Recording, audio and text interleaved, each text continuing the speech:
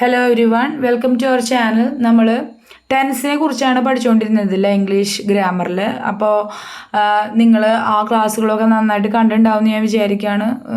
നമ്മളൊന്ന് ജസ്റ്റ് ഒരു എഫേർട്ട് എടുത്തു കഴിഞ്ഞാൽ വളരെ ഈസി ആയിട്ട് മനസ്സിലാക്കാൻ കഴിയുന്ന ഒരു കാര്യമാണ് ടെൻസ്. ഏറ്റവും ബേസ് ഫോമിൽ മനസ്സിലാക്കാൻ പറ്റുന്ന രീതിയിൽ ഒരു ബിൽഡപ്പും ഇല്ലാതെ ഒരു എന്താ പറയുക കൂടുതൽ കോംപ്ലിക്കേറ്റഡ് ഒന്നും ആക്കാതെ നമ്മൾ ടെൻസിനെ പറ്റിയിട്ട് 12 ടെൻസുകളെ പറ്റിയിട്ട് 3 പ്രധാനപ്പെട്ട ടെൻസുകൾ അതിൻ്റെ സബ് ഡിവിഷൻസ് ഒക്കെ നമ്മൾ പഠിച്ചു കഴിഞ്ഞു. ഇനി അതിനെ പറ്റിയിട്ട് ഒരു ചെറിയൊരു പ്രാക്ടീസ് സെഷനാണിത്.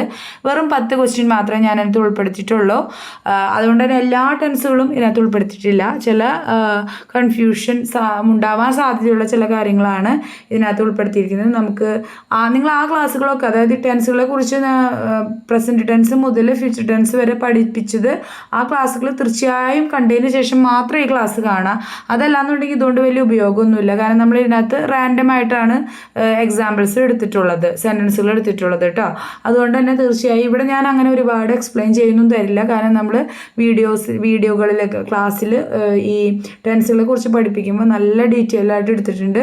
ആ ക്ലാസ്സുകൾ പോയി കാണാനായിട്ട് ശ്രമിക്കുക. അത് കണ്ടവർക്ക് തീർച്ചയായും ടെൻസിൻ്റെ ഈ പ്രാക്ടീസ് സെഷനിൽ വരാവുന്നതാണ്. നമുക്ക് ക്ലാസ് സമയം കളയാതെ തന്നെ അടുത്ത സ്ലൈഡിലോട്ട് പോവാം. നോക്കൂ, ഫസ്റ്റത്തെ നോക്കൂ. He always wants to get the best of facilities whether he dash it or not. Okay, അപ്പം എന്താണ്? He always wanted to get the best of facilities. അവന് എപ്പോഴും എന്താ ബെസ്റ്റ് ഓഫ് ഫെസിലിറ്റീസ്, ഏറ്റവും നല്ല ഫെസിലിറ്റികൾ ആവശ്യമാണ്. അവൻ ഡിസർവ് ചെയ്യുന്നുണ്ടോ ഇല്ലേ? അപ്പോൾ ഇവിടെ നമ്മൾ ആദ്യം ഇത് ഏത് സെൻറ്റൻസിലാണ് ഇത് വന്നേക്കുന്നതെന്ന് നോക്കാം. ഹി സിംഗുലർ സബ്ജക്റ്റ് ആണ്. വെർബ് എന്ന് പറയുന്നത് വാണ്ട്സ് ആണ്. എസ് ഓർ ഇ എസ് വരുന്നത് എവിടെ മാത്രമാണ്? സബ്ജക്റ്റിന് അല്ല, വെർബിനൊപ്പം എസ് ഓർ ഇ എസ് വരുന്നത് എന്തിനൊപ്പം മാത്രമാണ്? സിമ്പിൾ പ്രസൻറ്റിൻ്റെ ഒപ്പം മാത്രമാണ്. Simple present. Okay, whether he deserve it or not. അപ്പോൾ ഈ ഡിസേർവ് എന്ന് പറയുന്നത് എന്താണ്? ഹീ ആണ് ഇവിടെ എന്ത് സബ്ജക്റ്റ്. വെദർ ഹീ ഒരു സിംഗുലർ സബ്ജക്റ്റ് ആണ്. അപ്പോൾ എസ് ഓർ ഇ എസ് എന്ത് ചെയ്യണം? ചേർക്കണം. അപ്പോൾ ഡിസേർവ്സ്. കണ്ടോ? He always wants to get the best of facility whether he deserves it or not. അവനതിന് യോഗ്യത ഉണ്ടോ എങ്കിലും ഇല്ലെങ്കിലും അവന് എപ്പോഴും ബെസ്റ്റ് ഫെസിലിറ്റീസ് വേണമെന്ന് ആഗ്രഹമുള്ള ഒരാളാണ് എപ്പോഴും. അതുപോലെ തന്നെ ഓൾവേസ് വരുമ്പോഴും അതൊരു സിമ്പിൾ പ്രസൻറ്റിൽ വരുന്ന ഒരു സെൻറ്റൻസ് ആവാനാണ് എന്ത് സാധ്യത കൂടുതൽ. അപ്പോൾ നമ്മളൊരു സെൻറ്റൻസ് കിട്ടിക്കഴിഞ്ഞപ്പോൾ നേരെ അതിൻ്റെ വെർബ് ഏതാണെന്ന് ആദ്യം നോക്കുക. കാരണം വെർബിനാണ് എപ്പോഴും ഒരു ഫോമിൽ വേരിയേഷൻ വരിക അല്ലേ. അതായത് വെർബ് എപ്പോഴും സബ്ജക്റ്റിനനുസരിച്ച്, കാലത്തിനനുസരിച്ച്, ടെൻസിനനുസരിച്ച് വരും. അപ്പോൾ ഇവിടെ വാണ്ട്സ് എന്ന് പറയുമ്പോൾ തന്നെ നമുക്കറിയാം വെർബിൻ്റെ കൂടെ എസ് ഓർ എസ് ചേർക്കുന്നത് എപ്പോഴാണ്? അത് സിമ്പിൾ പ്രസൻറ്റിൽ മാത്രമാണുള്ളൂ. അതുപോലെ തന്നെ ഇതൊരു സിംഗുലർ സബ്ജക്റ്റ് ആയതുകൊണ്ട് സിംഗുലർ വെർബിനാക്കാൻ വേണ്ടിയിട്ടാണ് ഈ എസ് ഓർ എസ് ചേർത്തേക്കുന്നത്. പിന്നെ ഓൾവേസ് എന്ന് പറയുന്നൊരു ഇൻഡിക്കേറ്റീവ് വേർഡും അവിടെ ഉണ്ട്. അങ്ങനെയാകുമ്പോൾ നമുക്ക് മനസ്സിലാക്കാം ഡിസേർവ്സ്, എസ് ഓർ എസ് ചേർത്ത ഡിസേർവ്സ് ആണ് ഈ വിട്ടുപോയ ഭാഗത്ത് വരിക എന്നും നമുക്ക് പെട്ടെന്ന് മനസ്സിലാക്കാനായിട്ട് സാധിക്കും. അപ്പോൾ ഇങ്ങനെയാണ് നമ്മൾ ചെയ്യേണ്ടത്. അപ്പോൾ നിങ്ങളൊന്ന് പോസ് ചെയ്തിട്ട് ഇതിൻ്റെ എന്താണ് ഇതിൻ്റെ ഉത്തരമായി വരിക എന്നൊന്ന് നോക്കുക.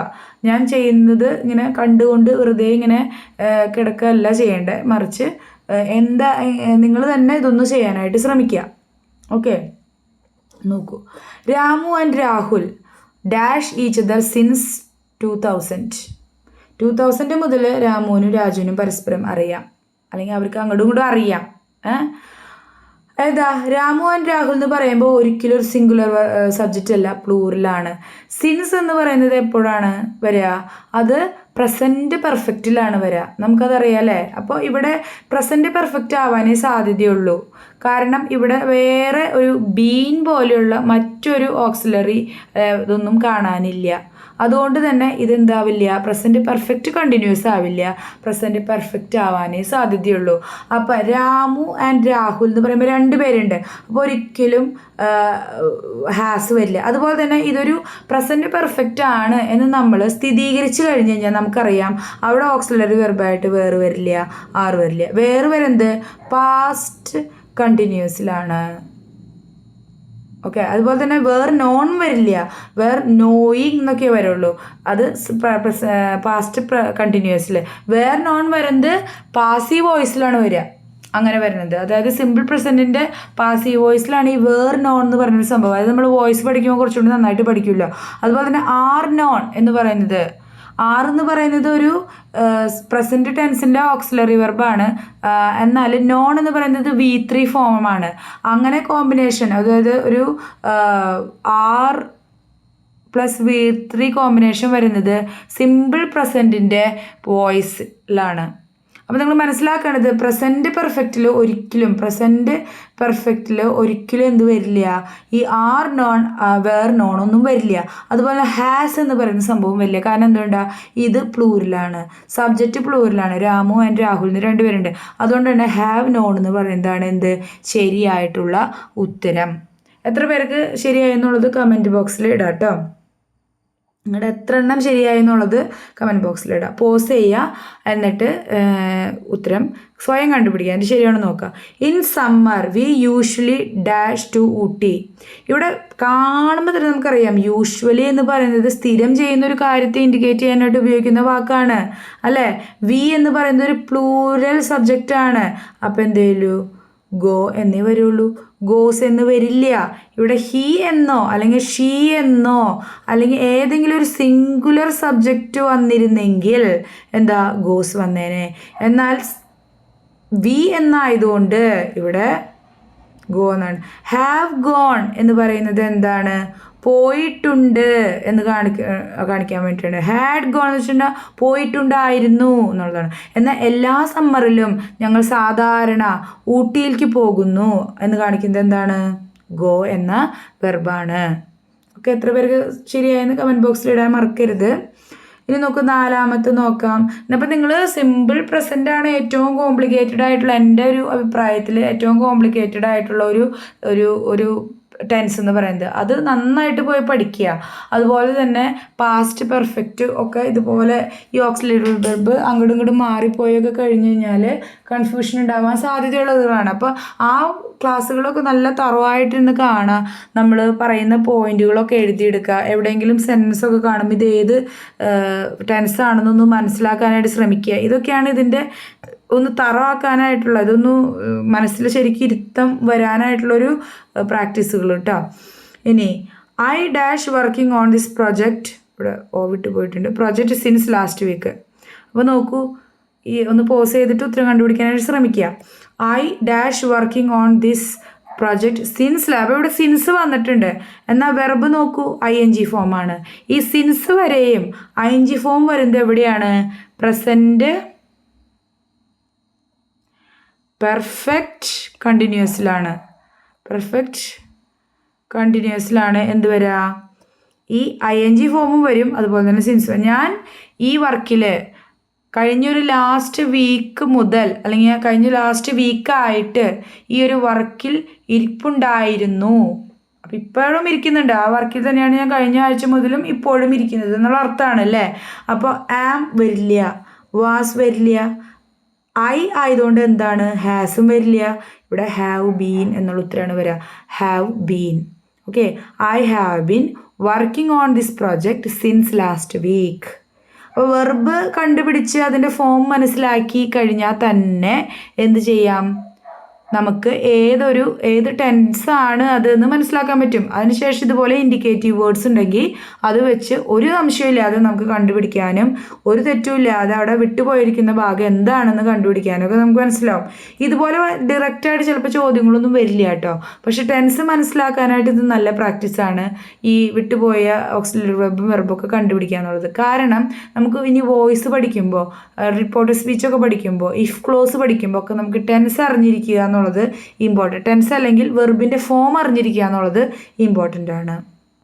ഓക്കെ, ഇനി അഞ്ചാമത്തെ ക്വസ്റ്റ്യനിലേക്ക് പോവുക. വീഡിയോ പോസ് ചെയ്ത് ഉത്തരം കണ്ടുപിടിക്കുക കേട്ടോ. കണ്ടുപിടിച്ചെന്ന് വിചാരിക്കുന്നു. When I called on her she dash her homework. When I called on her, ഞാൻ അവളെ വിളിച്ചപ്പോൾ ഷീ ഡാഷ് ഹെർ ഹോംവർക്ക്, അവൾ ഹോംവർക്ക് ചെയ്യായിരുന്നു എന്നാണ് അറിയുന്നത്. അപ്പോൾ അതായത് ഒരു കാര്യം നടന്നുകൊണ്ടിരിക്കുമ്പോൾ അടുത്ത കാര്യം നടന്നു, അതായത് ഒരു കാര്യം നടന്നുകൊണ്ടിരിക്കുന്നത് എന്താണ്, ഹോംവർക്ക് ചെയ്തുകൊണ്ടിരിക്കുന്നതാണ്, അതിൻ്റെ ഇടയിൽ ഞാൻ വിളിച്ചു, അതാണല്ലോ. അപ്പം ഞാൻ വിളിക്കുന്നത് ഒരു ഇൻസ്റ്റൻറ്റേനിയസ് ആയിട്ടുള്ള വർക്കാണ്, എന്നാൽ അവൾ ഹോംവർക്ക് കുറച്ച് സമയമായിട്ട് ചെയ്തുകൊണ്ടിരിക്കുന്നുണ്ട്. അപ്പോൾ ഇത് കോൾഡ് എന്ന് വരുമ്പോൾ തന്നെ അത് പാസ്റ്റ് ടെൻസാന്ന് മനസ്സിലാക്കിക്കൊള്ളണം. അപ്പോൾ ഈസ് ഡൂയിങ് വെറും ഡൂയിങ് ഒക്കെ വരില്ല. ഡൂയിങ് ING ഫോം വരുമ്പോൾ തന്നെ ഒരു ഓക്സിലറി വെർബ് കൂടെ വരും. ഈസ് ഡൂയിങ് വരില്ല, കാരണം എന്താ, പ്രസൻറ്റ് ടെൻസിൽ നടക്കുന്ന കാര്യമല്ല പറയണേ, മുന്നേ നടന്നൊരു കാര്യമാണ് പറയുന്നത്. അപ്പോൾ വാസ് ഡൺ എന്ന് പറയുന്നൊരു കാര്യം എപ്പോഴാണ് വരിക, വോയിസിലാണ് വരിക, പാസീവ് വോയിസിലാണ് വരിക. ഇനി വാസ് ഡൂയിങ് ആണ് അപ്പോൾ ഉത്തരം. ഈ ഉത്തരത്തിൽ നിന്ന് തന്നെ നമുക്ക് എലിമിനേറ്റ് ചെയ്തെടുക്കാൻ പറ്റും. അതായത് ഒരു കാര്യം പാസ്റ്റിൽ നടന്നുകൊണ്ടിരിക്കുന്നു ഒരു ഷോർട്ട് സ്പാൻ ഓഫ് ടൈമിൽ, അപ്പോൾ അത് നമ്മൾ പാസ്റ്റ് കണ്ടിന്യൂസ് ടെൻസിലാണ് പറയുക. അതിൻ്റെ ഇതെന്തായിരുന്നു, വാസ് ഓർ വേർ, പിന്നെന്താ VING ഫോം വരണല്ലേ. ഇതാണ് അതിൻ്റെ ഒരു ഫോം എന്ന് പറയുന്നത്. അത് വെച്ച് നോക്കുകയാണെങ്കിൽ she was doing her homework. അപ്പോൾ ഷീ എന്ന് പറയുന്നത് ഒരു സിംഗുലർ സബ്ജക്റ്റാണ്, ഇവിടെ വാസ് ആണ് വന്നേക്കുന്നത്. ഓക്കെ, അപ്പോൾ A ആണ് ഉത്തരം. എത്ര പേർക്ക് കിട്ടിയെന്ന് കമൻറ്റ് ചെയ്യൂ. ഓക്കെ, ഇനി 6ാമത്തെ ക്വസ്റ്റ്യൻ പോസ് ചെയ്തിട്ട് ഉത്തരം കണ്ടുപിടിക്കുക. I dash my examination last month. അപ്പോൾ ലാസ്റ്റ് മന്ത് ഞാൻ എൻ്റെ എക്സാം ചെയ്തിട്ടുണ്ട്, അല്ലെങ്കിൽ ഞാൻ എഴുതിയിട്ടുണ്ട്. ഓക്കെ, ഒരു നിയർ പാസ്റ്റിൽ നടന്ന കാര്യമൊന്നുമല്ല, ലാസ്റ്റ് മന്ത്, ഒരു മാസമായി, ഒരു മാസം കഴിഞ്ഞ മാസം ഞാൻ എൻ്റെ എക്സാം എഴുതിയിട്ടുണ്ട് എന്നുള്ള അർത്ഥമാണല്ലോ വരുന്നത്. അപ്പോൾ റൈറ്റിംഗ് വേറൊരു ഓക്സിലറി വെർബൊന്നുമില്ല, അപ്പോൾ റൈറ്റിംഗ് വരില്ല. I writing my examination എന്ന് ഒരിക്കലും വരില്ല. ഇനി I wrote my examination എന്നും വരില്ല, കാരണം എന്താ വെച്ചാൽ റോട്ട് എന്ന് പറയുന്നത് പാസ്റ്റ് ടെൻസിനാണെങ്കിലും ഇത് I wrote my examination last month എന്നുള്ളത് തെറ്റല്ല, പക്ഷേ അതുപോലെ റൈറ്റ് എന്നുള്ളതും വരില്ല, കാരണം അത് പ്രസൻറ്റ് ഫോം ഓഫ് ദ വെർബാണ്, അത് സിമ്പിൾ പ്രസൻറ്റിലാണ് വരിക. കാര്യം നടക്കുന്നത് ലാസ്റ്റ് മന്താണ്, അപ്പോൾ അതൊരിക്കലും പ്രസൻറ്റ് ടെൻസിൽ നമുക്ക് പറയാൻ പറ്റില്ല. I have written എന്നുള്ളതാണ് കുറച്ചും കൂടി അപ്രോപ്രിയേറ്റ് ആയിട്ടുള്ള ഫോം, കാരണം ഞാൻ ലാസ്റ്റ് മന്ത് എൻ്റെ എക്സാം എഴുതിയിട്ടുണ്ട് എന്നാണ് പറയേണ്ടത്. അപ്പോൾ ഹാവ് റിട്ടൺ മൈ എക്സാമിനേഷൻ എന്നാണ് പറയുന്നത്. ഈ റോട്ട് വന്നാലും വലിയ തെറ്റില്ല, പക്ഷെ അത് കൂടുതൽ ശരിയല്ല. ഏറ്റവും ശരി ഹാവ് റിട്ടൺ എന്നുള്ളതാണ്. എന്നാൽ റോട്ട് എന്ന് പറയുന്നത് തെറ്റെന്ന് പറയാൻ പറ്റില്ല, കാരണം പാസ്റ്റിൽ നടന്നൊരു സംഭവം തന്നെയാണ് ഈ എക്സാമിനേഷൻ ഞാൻ എഴുതി. അപ്പോൾ ഞാൻ ലാസ്റ്റ് മന്ത് എൻ്റെ എക്സാമിനേഷൻ എഴുതി എന്ന് പറയാൻ നമുക്ക് റോട്ട് ഉപയോഗിക്കാം. എന്നാൽ കൂടുതൽ ശരി ഹാവ് റിട്ടൺ ആണ്. അപ്പോൾ ഹാവ് റിട്ടൺ, ഇങ്ങനത്തെ ഒരു സിറ്റുവേഷനിൽ ഹാവ് റിട്ടൺ വന്നിട്ടുണ്ടെങ്കിൽ നിങ്ങൾ ഓപ്ഷൻ ഹാവ് റിട്ടൺ സെലക്ട് ചെയ്താൽ മതി, റോട്ട് സെലക്ട് ചെയ്യേണ്ടതായിട്ട് ഇല്ല. ഓക്കെ, ഇനി നെക്സ്റ്റ് പോസ് ചെയ്ത് ഉത്തരം കണ്ടുപിടിക്കാൻ ശ്രമിക്കുക സ്വയം. It is high time I dash driving. It is high time, ഞങ്ങളിത് എടുത്ത് പഠിച്ചിരുന്നു. ടൈമായിട്ട് ബന്ധപ്പെട്ട സമയം, അതായത് ഞാൻ എൻ്റെ ഡ്രൈവിംഗ് പഠിക്കേണ്ട സമയം അതിക്രമിച്ചിരിക്കുന്നു, ഓൾറെഡി കഴിഞ്ഞു എന്നൊക്കെയുള്ള അർത്ഥം. അപ്പോൾ it is high time I had learned അല്ലേ. ഓക്കെ, ഇതല്ല, ഹാഡ് ലേൺഡ് ആണ്. I had learned, sorry I had അല്ല, I had learned തന്നെയാണ്, സോറി I had learned. ഞാൻ പഠിച്ചിരിക്കേണ്ട സമയം അതിക്രമിച്ചു കഴിഞ്ഞു എന്നുള്ള അർത്ഥത്തിൽ had learned. Okay, next 8. When I reached his home, അവൻ അവിടുന്ന് പോയി. അപ്പം ഞാൻ അവൻ്റെ വീട് എത്തിയപ്പോൾ 2 കാര്യങ്ങൾ ഒരുമിച്ച് നടക്കുകയാണ്. അപ്പം ഞാൻ എത്തിയപ്പോഴേക്കും അവൻ പോയതാണ് ആദ്യം നടന്ന കാര്യം അല്ലേ. ഞാൻ വീട്ടിലെത്തിയത് പിന്നീടാണ്, അതായത് ഞാൻ വീട്ടിലെത്തിയപ്പോഴേക്കും അവൻ പോയിരുന്നു അല്ലേ, അല്ലെങ്കിൽ പോയിട്ടുണ്ടായിരുന്നു എന്നുള്ള അർത്ഥമല്ലേ. അപ്പോൾ ഇവിടെ അത് ഓൾറെഡി സംഭവിച്ച കാര്യം, ഹാസ് ലെഫ്റ്റ് എന്തായാലും വരില്ല, ഹാസ് വരാത്തതുകൊണ്ട് ഹാവ് ലെഫ്റ്റും വരില്ല. അപ്പോൾ എന്തേ വരിക, ഹാഡ് ലെഫ്റ്റ് ആണ് വരിക. When I reached his home, അവൻ ഓൾറെഡി പോയിട്ടുണ്ടായിരുന്നു അല്ലേ, ഹി ഹാഡ് ലെഫ്റ്റ്. ഓക്കെ, ഇങ്ങനെ അർത്ഥം മനസ്സിലാക്കിയും നമ്മൾ കണ്ടെത്തുക.